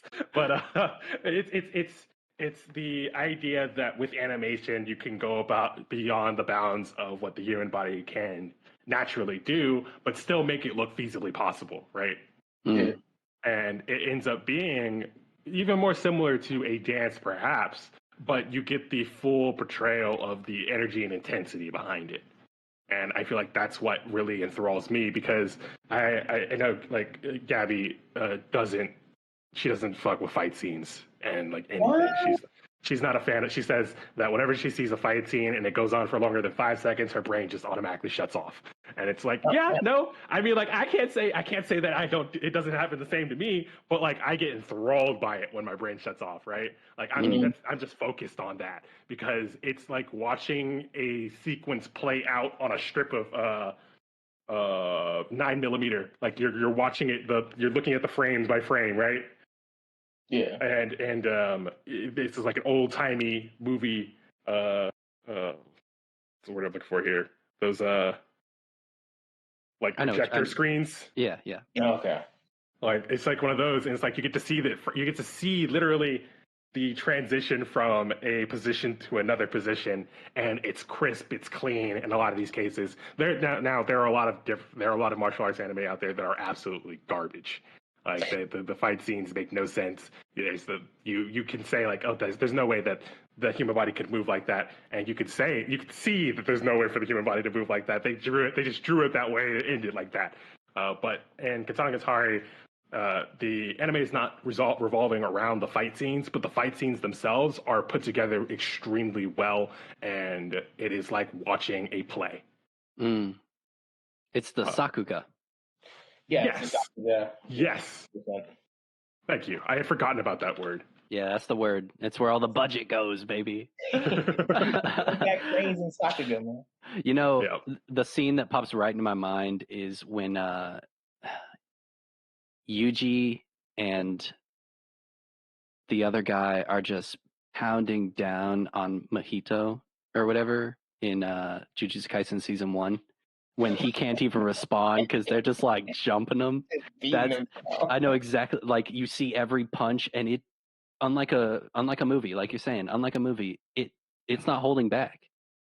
It's a real punch, or at least an animated version of it. But I'm right there with you, dude. Yeah, same here. For me though, it goes back to this one called Garo. It's popular. Yeah, Garo. Okay, never mind. But I feel like Garo is so sick. Malkubius knows everything, bro. Garo, the animation is really good. So there's one fight between Leon and his cousin. It's spoiler, whatever, it doesn't matter. Alfonso, and they're doing it no transformation, no magic powers. It's just swords v swords, and it's the only real grounded fight in the anime. And it's so good because there's no like VFX. It's just you just see the kinetic motion of the sword. You can see how they carry it, counters, and it's just a really good grounded fight. Well, I've never seen the series you're talking about. I mean, I've seen it, but I normally don't finish. But like, I understand how you like that kind of grounded energy, and you see the emotion because there's no beam struggle, there's no secret super power up technique. It's just people throwing hands, and that's all they. Yeah, and I mean, like it borders on superhuman like feats, obviously. Yeah. Like you don't tell a story like this and it be just a generic, fighting sequence. The main character's body is basically as hard as steel, and so he's fighting off swords and other types of bladed weapons and things that would typically not work very well because of this martial art that shouldn't work the way it does. It has roots in an actual weaponless martial art, but it does take its exaggerations, obviously. But the thing I really wanted to harp on here is that it makes it look possible, and the not just in the style of which that they draw the fight scenes, but the actual style of the anime itself. The art style is very unique. I don't know if I'll try and like put a picture or something in the description so you guys can see what I'm talking about here, or just go ahead and look up like Katana Gatari. Yeah, I looked it up. You can just look at a few images from the anime. It's all hand drawn. And you can see like the shadows and the lines, and when the fight scenes come out, everything gets real crude and real simplistic, but it's still smooth. And it flows. And I feel like if you do a good martial arts anime, that's what really matters, is the flow and less of how it looks in the end. But this Katanagatari is a story that takes place over, I think it's 12 episodes long, and they're all an hour long. So it's a chunky anime, and it's very slow. So a lot of people do get lost at the very beginning, but it's a slow burn that gives you heartburn at the very end, because you're just sitting there going, ugh, the entire time. It's just pain. It's like it just hits you right in the chest for the entirety of the anime, because it's not only is it a beautifully put together story, it's just beautiful altogether. Yeah, in my opinion. Like I honestly, eventually one of these days, I want to get a painting that is one of the scenes from the anime, because I just love looking at the like landscapes and the backgrounds that the author put in. That's what's up. Like, I think you would like ping pong the animation. Oh my god, dude! All right, never mind. Ping pong. Okay, so here's the thing about ping pong in the animation is that story is actually really, really good. For our ping pong anime. Yeah, no, it is. I like how ping pong. It looks like it's rotoscoped. You know what I mean? Like looks like it's just they filmed it and then they outline the dudes. But animation has gotten so much better over the years, I feel like, and every now and then you get like, I want this to be the absolute pinnacle of this style. Yeah, like a Mob Psycho. Oh, exactly. You know, everybody harps on one's art style, but Mob Psycho is a beauty. Mob Psycho is like one of the greatest animes I've ever watched. It's... Yeah, I would harp on the actual manga. That's about it, though. Devilman Crybaby. I didn't like it. It's a very weird story, so I can definitely understand not liking it. I meant the art style. The art style. Yeah, I can agree with that as well. It's I like it personally, but I also very much like unique art styles. I just like if you do something different, I'm more likely to like it. Yeah, that's fair. That's fair. I also I like when they don't. It's a visual medium, but it's also it's more than just like a. It's more than just like, I don't know, it's an art form, you know what I mean? Like just like comic books or animated movies or even CGI, it's an art, and we always appreciate when the artist comes through more than just turning a panel into a moving, coloring it and putting it in 24 frames per second or something. It's an art form, and they show their artistry, and that's why I love Mob Psycho, and that's why even like the Naruto versus Pain fight, like I know that it's goofy Looney Tunes, but I still like it because they went so ham. they really did, and I gotta respect it. I think they went too ham. I gotta respect it. I think it's a little Looney Tunesy, but I also I don't know. I thought it was still kind of cool. It was. There's frames that it's really cool, but then the first thing that comes to mind is that Pain shot where his face is like stretched 2 meters behind his head. You're not supposed to pause anime, all right? You're not supposed to pause it. The internet did. It's like, there's no way you can unsee that now. No, you know what? Frame. You know what? It's not even a frame. What it is for me is when Naruto pulls down like a rock pillar and is hammering him like a nail into the ground. That's where it's too much for me. I'm like, all right, bro, chill. No, Keto, I'm kind of scared they're gonna do that with Gear 5. Oh yeah. But no spoilers in this podcast. But I looked up Katanagatari, and while you were talking, I watched one of the fight scenes, and I agree with you, man. I think it's a very unique looking anime, but it also looks good, and I'm sure that it uses that to tell its story, 100%. And the idea behind the story is it knows it's slow, and it knows that you're sitting here for an hour long watching and listening to this story, and when it does come to a section where it's like, okay, we want you to pay attention, they kick it up to 100, and you get the full impact of the artistry. I get that. But while we were talking about this, I had a thought, and I really want to ask you guys and get your specific ones here. What's your comfort anime? Myself. I'm sitting back. I just want to have a nice, relaxing watch. I've probably watched this before, but if maybe I've had a bad day, or I'm just thinking back, and I'm like, man, that was a good one. I really enjoyed that. Because for me, that's Mushishi. If you guys have ever seen I know that. Mushishi. I What is watched that? Mushishi. Explain it for. I feel like I know what that is. Yeah. It's Monster Master. Yeah, so Mushishi is the story of basically he goes about and he resolves issues that involve yokai, demons and spirits and stuff like that. And he literally just goes around the country solving wait, problems. is that the guy that's smoking? He's got gray hair. Yeah. Oh, I've never watched that. He's actually the funny thing is he's always smoking in all the medium he's portrayed in. He's always smoking. Yeah. But the thing that he's smoking is a demon a demon repellent. Type? It's a demon repellent. Oh. Yeah, I remember that from the anime. There's even an episode where he has to go and get re-up because he's almost out and he has to go get more. Mushishi. I watched that. I never did. Mushishi feels like watching someone watercolor paint, and exactly. you're like, holy God, this guy is so good at watercolor painting, and it's like they're just controlling the flow and the perfect amount of color, and Mushishi feels like you're watching a master storyteller just tell a story, and you're just sitting there listening to them talk. It's a storybook. Yeah. Animated. It's an animated storybook. Yeah. So, okay, I've been thinking. I don't have a comfort anime. All right, I'm gonna be real. I live in suffering. So, like, I do sorry things... for laughing, but... No, it's okay, bro. Right? I'm sorry. It's funny. I'm an anime protag, but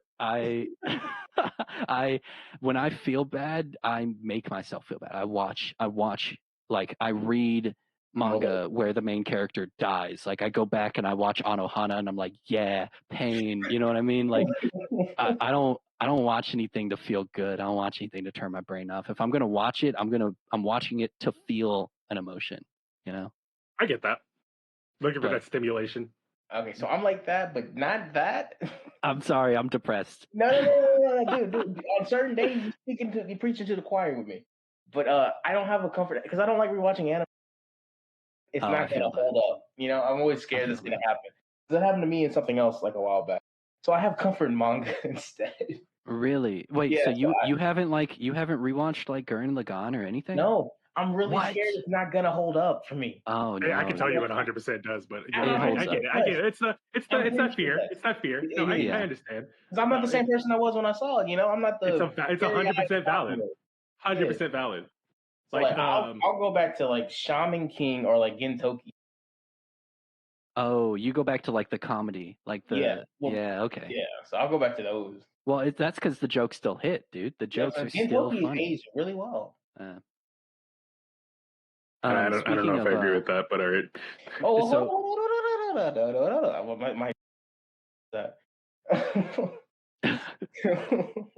Speaking of, so you talked about the mutual friend who you got into Katana Katari. I want to preface something for viewers at home. That guy never finished Gurren Lagann, and he told me that anime sucks and that he stopped 2 episodes short. What? Okay, we don't agree with all of his opinions. We 100% do not agree with all of them. He said 2 episodes short. He said it wasn't. He said he thought it was dumb and it was not worth finishing. What? And so, like, I'm just gonna say, like, I respect your opinion about Katana Katari. I will probably give that a try because, like, that kind of sounds right up my alley. I'll give it a go. But that guy. There's a reason why he was like, I ain't gonna watch that anime. I'm not gonna watch it. And then when you finally got him to watch it, he was like, this is amazing. You know what I mean? That's I'm that. I know. I mean, like, so deep into Gurren Lagann and drop it. we don't talk about it. It's okay. It's all right. It's like, hey, all right. But to give a happy ending to that, I got him to watch the last 2 episodes. And he was like, you know what, that was good. So I'm quelling all the pitchforks in the crowd. He did watch it. I got him to do it. He did like it. He didn't understand what was happening. And so I explained it and he was like, oh, I get it now. Cool. Spirals. Everything. Bro, pierce the heaven, bro. That's all you got to do. You just gotta row fight the power, bro. That's all you got to do. It's so simple. You just fight the power with spirals. That's all you got to do. You're going to tell me what I can and can't do? How about I kill you instead? That whole anime is just a Fibonacci sequence. Dude, I just watched a video by a YouTuber named Breadsword. I'm sure you guys have probably heard of him, or maybe someone in the comments has. But he put out a video called Gurren Lagann and Getting It, and he explains that Gurren Lagann is like the sister series to Evangelion. What? And Oh, it's the answer to Evangelion. And I was like, oh my God, that makes so much sense. yo, send me this. I don't video. like that opinion. I don't like that. I want All right, to see the breakdown for that. Yeah. I'll send you guys the video. I don't know if I'm gonna watch it, but you can send it. It's a very Evangelion good is video. like a It's a very lie. good video. It's made by the same dude. It is. What it is? Yeah. I did not know that actually. Yeah. Okay. The one thing I think we can all agree on is that a lot of the really really good anime are written by very troubled artists. Oh, 100%. Yeah, well, that's just 100%. art in general. If you're an artist. Something's wrong. You did something wrong. I can give, as an artist, I can give. Ain't you also an artist? I don't identify as anything. He likes to say he's not an artist, but I can give like a one sentence like breakdown of it if you don't want to watch the video. The dude was super depressed when he wrote Evangelion, and he wrote Evangelion about his depression and his fight in it and around it, and his the things that he thought and the way that he wanted to convey them. And Gurren Lagann is an answer to that depression, and it's about happiness is a hard fight, but it's a fight worth fighting, right? That's pretty good actually. So there you go. You don't got to watch the video, all right? And you just killed my whatever day this comes out of the next day. I'm just gonna dedicate a whole hour and a half. Anyway, that's a good take. That's a good take. A lot of the really good stories do go about like the stages of life, right? And like the pick me ups, the put me downs, the beat me ups, right? It's and I feel like that's what really grabs and enthralls an audience is the relatability. mm-hmm. You know, like Serial Experiments Lane, anime is on crack. Oh, you know, heavy, the like, hardest crack. Absolute crack, and it's a fucked up anime. Mm. But it's enthralling, isn't it? Mm-hmm. I love that it gets more and more relevant every year. It's a little uncomfortable, honestly. Yeah. You know, because you know what else gets a little bit more relevant every year? Paprika. Feature Diaries. Paprika. Okay. No, not Future Diaries. You're right. No. Okay, hold on now. Paprika is very honest. If we want to get political about it, like Fahrenheit 451, stories like that. Yeah.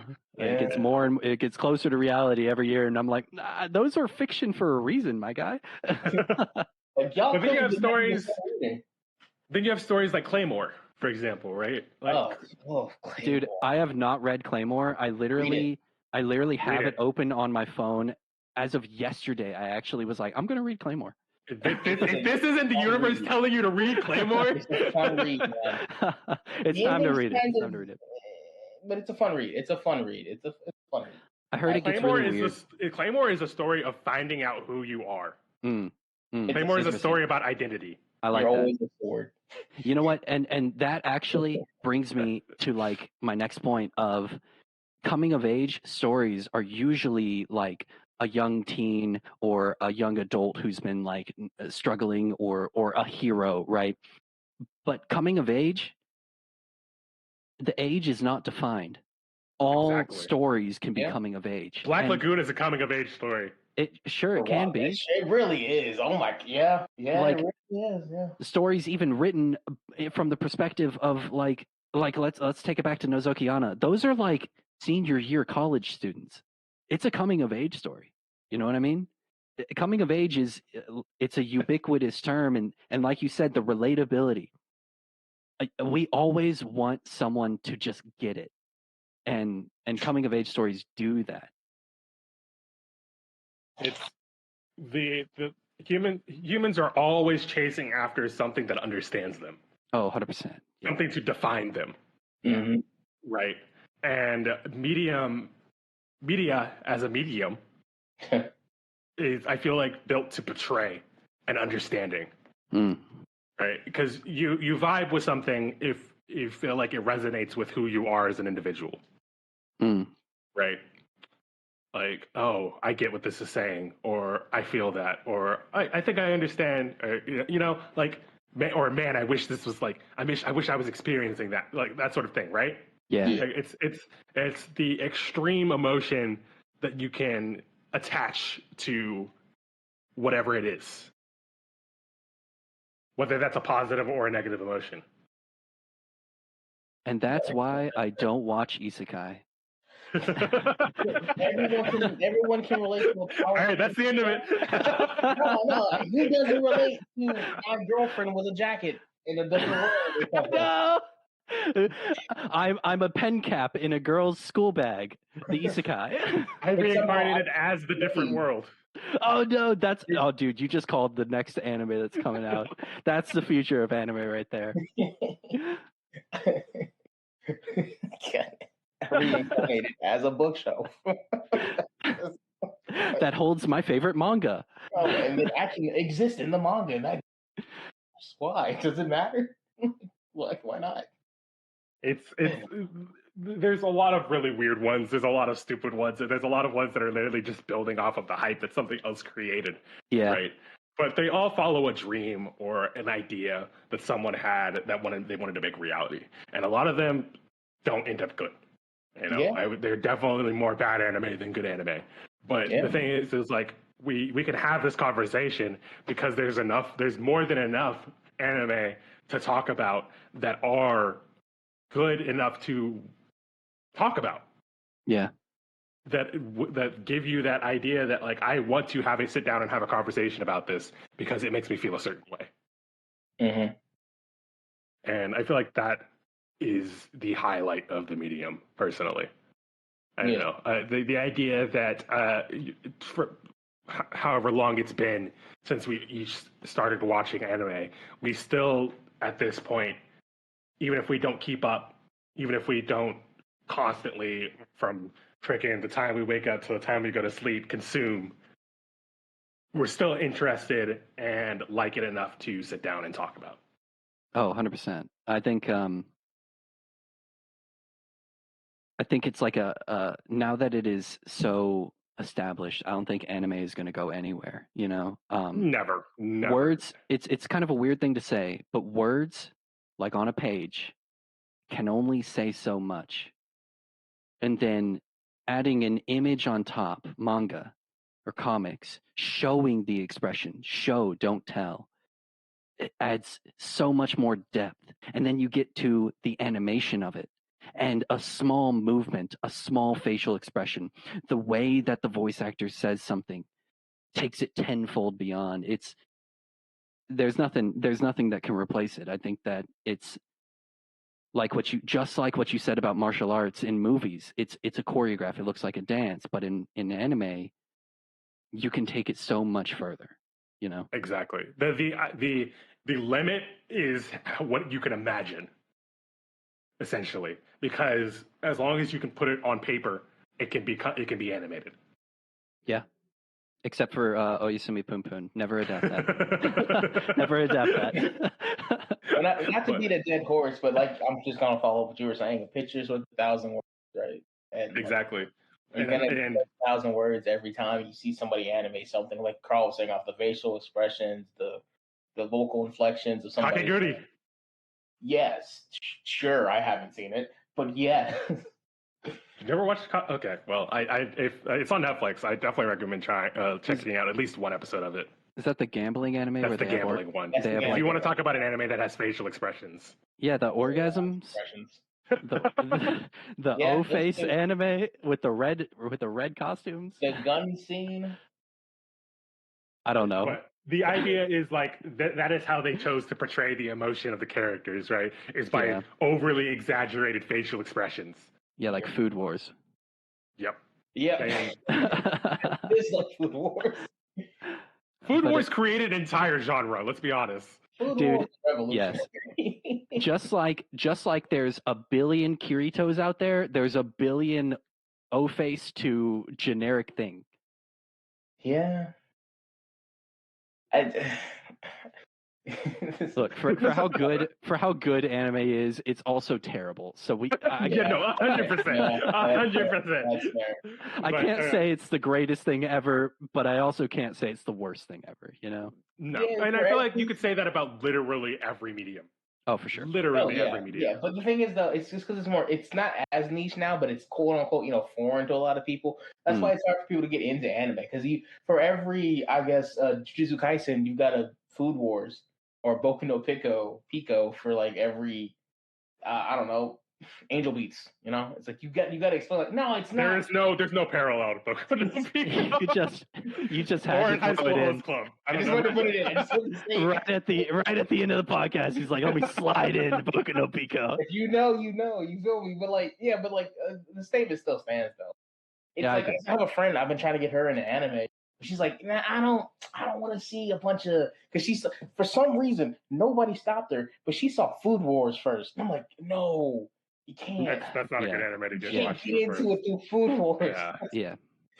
Nobody we're seeing more applications of Western media being drawn and written up as anime, right? Like Yasuke. Yasuke was. We got to talk about that. But what I'm saying is, or there was a recent one. Avatar. That came out on Netflix. I guess Avatar. You can definitely say Avatar is up there as well. But versus say Avatar is an anime. Is it? In some communities, it might be. But like those people, it's animation. Those people are just not with it. That's all it is. Well, we can all agree. Arcane. Arcane is an anime, 100%. So good. Yeah. I don't even like League of Legends. I don't even like League of Legends. I'm like, yeah, Jinx might be kind of cool. The thing is a lot of media is getting a lot closer. The lines are becoming a lot more blurred. Between animation and anime. Studios are starting to see the value of this type of medium. Yeah, exactly. And we're getting close to the end here, so I do want to get to our wrap up points. But this is all just to say that the medium is gigantic and it's not going anywhere anytime soon. And it's only going to get bigger, most likely. Yeah, we're going to see a lot more cultural defining ones, I feel, and I'm excited to see them. Yeah, and even if you don't really care for where it's going, it's been around for a long time, and there is a lot of backlog of amazing stuff. Just from this podcast alone, there's so many great anime or manga that if you have never heard of, give it a go, and it will just open the door. 100%. This could be your foot in, and you might find that you enjoy this significantly more than you thought. With that being said, there's a lot of good anime coming, and a lot of ones showing out right now. Do you guys have any recommendations for people, or anything that you're looking forward to? Dan. I don't know how to say. Dan. I don't even like anime like that. I will all of that because it's so good. Yeah, so good. Dan. I don't know who it's written by. I'm sorry, but it's got amazing art. It starts off really like, haha, I'm 12, but I just read the new chapter today. Dude, it's fire. Dan is fire. It's so good, man. For me, look, I don't like sports anime, okay? You gonna say Blue Lock? Blue Lock, bro. Blue Lock is it, bro. Yes, Yo, my favorite quote from Blue Lock happens kind of early on. There's a character named Nagi, and he's playing with the main character, Isagi. And it's right when Isagi is like figuring out his shit, and Nagi knows what's coming. And Isagi moves into position. It's a soccer anime. And Isagi just goes, "I see you, striker." And dude, that line, they only said it like one time. And that shit, ooh, fuck, peak. Dude, I do not like sports anime. I avoid it. Blue Lock is it, bro. Blue Lock is so good. Oh my god. And it only gets better. It keeps getting better. It keeps getting better. So much in that medium. Because normally, they have like, it's like superpowers. I mean, not like, there's not abilities, quote unquote, but no one's, Kamehameha and a kick or Yeah. 60 spirit energy or nothing. Yeah, it's not some Demon Slayer type. It's not. They're not really using powers, but we use powers to show it. Water breathing kick. Yeah. Like It's the author wrote a manga called Jagan, and he wrote Jagan. You know what? That makes a lot of sense. That makes a lot of sense. It's the same art style. Yep. The faces make sense. But Jagan is a good story, but it's not very well written, in my opinion. That's fair. And he grew so much writing Jagan that when he picked up Blue Lock, he's like a super nerd about football, soccer. Oh yeah. And you can tell every kick is possible. It has been done. It works like in physics. The dude knows what he's doing, and you can tell. And I mean, like, a lot of people got their intro with Haikyuu. I know a lot of people don't like it as well, but personally, I think that's like before Blue Lock, I feel like that was the closest to a real sports anime, besides Prince of Tennis or something like that. Besides like a slam dunk or something. Oh yeah, slam dunk. Yeah. There's a bunch of baseball ones. There are a bunch of baseball. Yeah. Japan's really big on baseball though. They are. It's their sport, man. Yeah. Yeah. No, it is. The Major. I don't know if you guys have ever seen Major. I've seen it. I didn't finish it, but I've seen it. Major is one of my favorite sports anime, personally. Oh, okay. I've watched it like 3 times, front to back. Oh wow. It's just a good story. It's a story about coming of age and going through life. And, I have seen this. You literally get to go from him being a kid to him being a father. Yeah. It shows him with his kids on Google Images. It's like the 4th or 5th image. Wow. You literally go from him being 5 years old. The first episode, somebody asked him, "How old are you?" "I am 5." And it's like literally the final episode. He's got 3 kids. Or 2 or 3 kids. A mortgage. And he has a house and he's retiring. He's retiring. Like, it's like, what? Bro, talk about coming of age story. All right. There's so many. There's just so much. There's a lot. I'm looking forward to personally. I'm honestly about to go watch it. Zom 100. Bucket List of the Dead. I'm looking it up. You've talked about this before. I do not know it. The anime just came out, like literally just came out, but the manga has been out for a while. It's literally the main character is a dude who worked for a horrible company, and then the zombie apocalypse happens, and he's so happy that he doesn't have to go to work anymore that he writes a bucket list, 100 things he wants to do before he dies to the zombie apocalypse. Hey, August 3rd, Netflix has a live action coming out for it. I did not know that. What? Yeah, I just saw that on Google. Right, that reminds me. Goes. That actually reminds me of a manga called "I Am a Hero." Have you ever heard of that? Yes, I have. Yeah, very similar. Very similar. Very similar. I don't know. No, it didn't, and I don't know if I can recommend the manga because it got a movie. Interesting. I don't know if I can recommend the manga, but if you're into like stories that are more about the journey than the destination, you can give it a try. I don't know. Oh yeah, I had forgotten about this one. But yeah, there's so much. There's a lot, and if you like a genre, you could literally deep dive into that genre and find an anime that fits your bill. Like I said, the genre is crisscross. They're gonna have their overarching themes, obviously. But you can branch off into things that you like and leave out the things that you don't, and still find beautiful creations and pieces of works of art. 100%. 100%. Yeah. I do have one thing I want to say before we end this. I'm on an anime podcast. I got to say something. The Tokyo Ghoul manga is good. Read it. Yep.